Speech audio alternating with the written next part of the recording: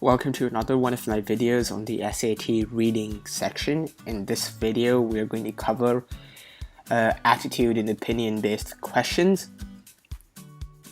So we're going to use these two passages for the entirety of this video.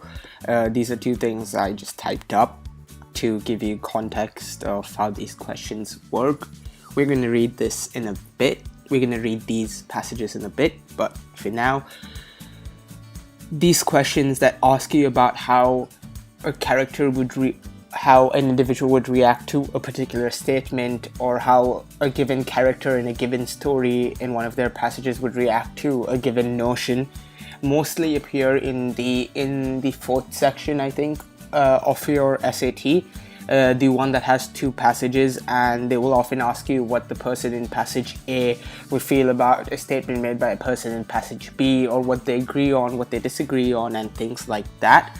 Although these questions are most prevalent in the section that has two passages, they also appear in other sections of your SAT reading, so it has much wider applications as such, this video, with regard to the SAT reading section.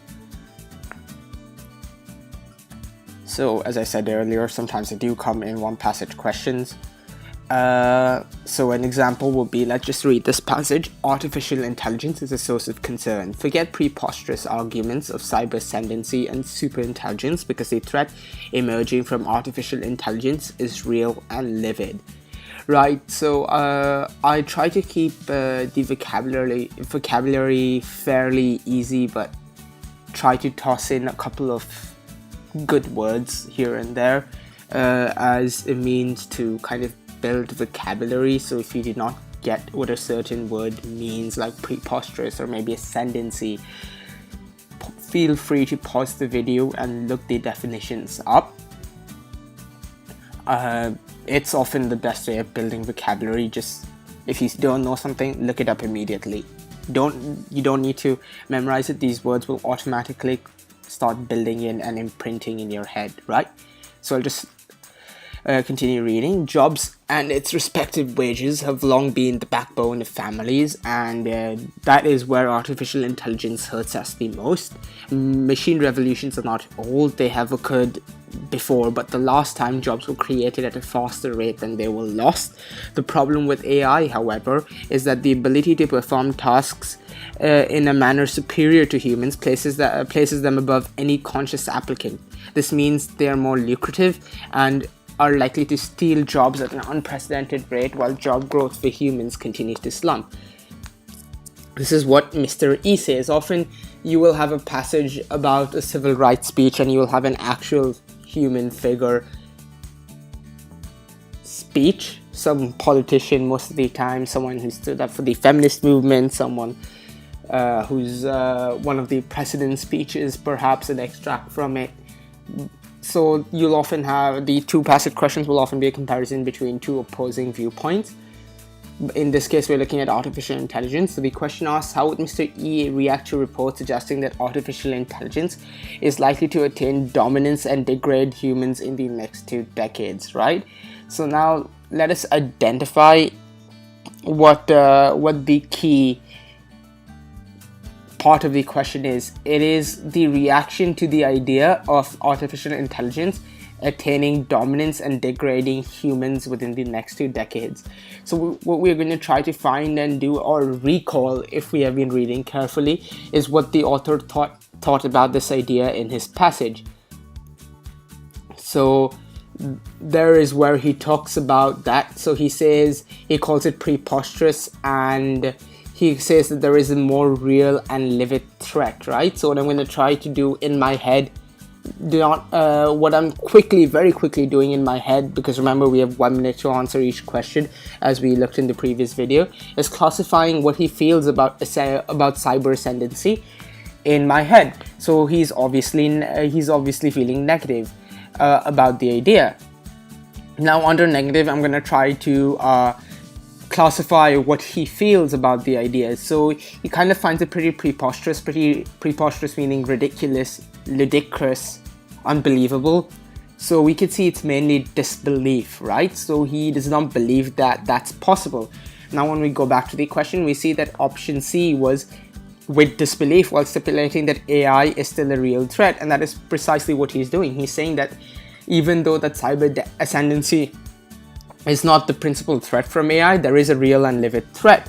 And and by doing this very quickly in our head, we can quickly arrive at the right answer, which is option C. But most of these questions will ask you to contrast two passages because these appear in the two passage questions.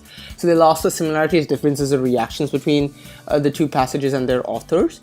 So we have read the passage by Mr. E. Let's assume there is another passage, and that is by this person called Miss C. She says artificial intelligence is something we all should be looking forward to. Yes, we've heard the ludicrous stories of the human race becoming helpless slaves to a more dominant cybernetic intelligence. But come on, that's a bit far-fetched. A number of research reports claim as AI becomes more prevalent in various segments of life, embedded in our lifestyles as we know it, jobs will be created at an unparalleled rate.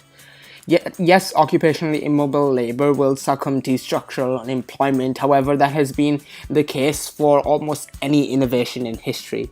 Artificial intelligence is ubiquitous and beneficial, from the voice assistant in your phone to space exploration.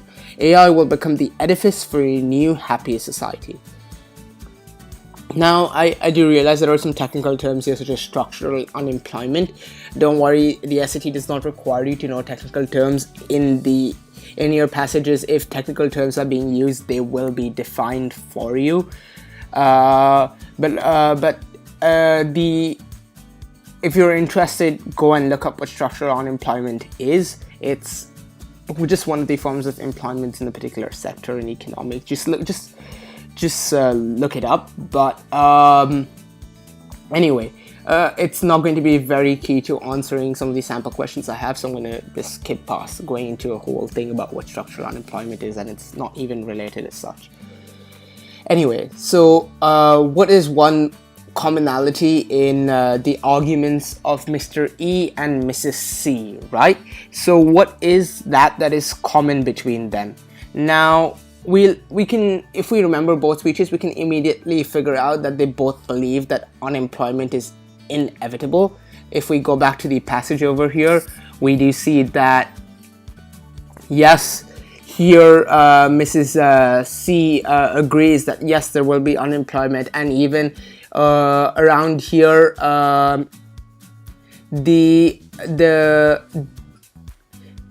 Mr. E talks about machines or artificial intelligence stealing jobs at an unprecedented rate, which does imply unemployment, and therefore we can quickly land on the idea that it is B. Or let's just also quickly look at why it is neither A, C, or D. Now, whereas for A, what A said that they both believe there have been machine revolutions before. The problem is that Mrs. C does not talk about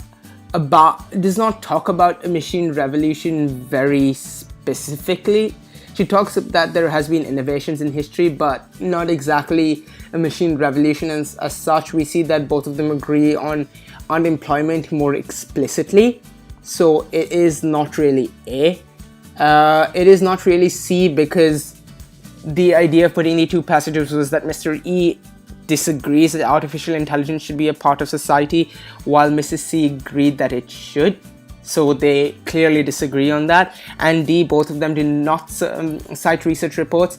Yes, Mrs. C vaguely suggests that some research reports claim ABC, but Mr. E does not do that, and therefore the only commonality is B. Now we're going to answer another question based on these two passages. So what would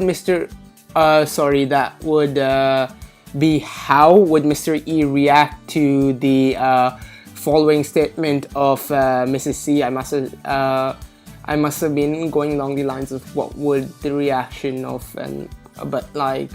so how would Mr. E react to the following statement by Mrs. C? Yes, occupationally immobile labor will succumb to structural unemployment. However, that has been the case for almost any innovation in history. Here, the key term is unemployment, we are looking at what we're going to try and figure out what Mrs. E, Mr. E and Miss C think about unemployment. They both agree on the premise of job loss, and therefore it is unlikely that Mrs. C would reject the statement that primarily talks about job loss, and therefore we know that that is definitely a wrong answer. We can also quickly get rid of B, as I just did over here, because both the passages principally only talk about job loss as a valid drawback of artificial intelligence. That is the premise of the entire discussion over here, and therefore since there are no other premises, they would not draw on another claim bringing in another premise, and that would leave option A and D. Now, you might say it's D immediately because they both agree, but one question we have to ask ourselves is there a difference in the manner in which they're agreeing to these statements? So they may both agree to the premise that yes, there is job loss, but do they feel the same towards it? What is the extent to which they agree? Here we see that Mr. E says machine revolutions are not old, they have occurred before, but the current rate of job loss that will be brought on by AI would be unprecedented. It would be way too much, right? But what Mrs. C is talking about it as a rather negligible ramification. So she's like, yes, there will be job loss, but that's not a big deal because jobs will be created at an even higher rate.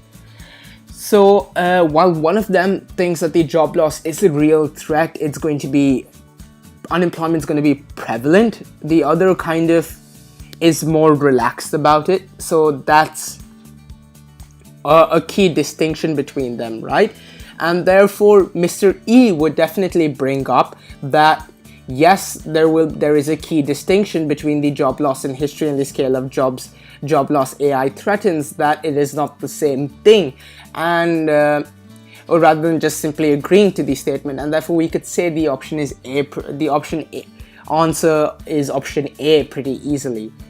In the next video, we're going to look at the questions that revolve around data, graphs, and its respective passages. They're fairly easy questions. We're just going to mainly be looking at how to read graphs accurately and pretty much about it, and that should cover the reading section, hopefully, unless I think of something else that needs to be covered. Till then, thank you and have a nice day.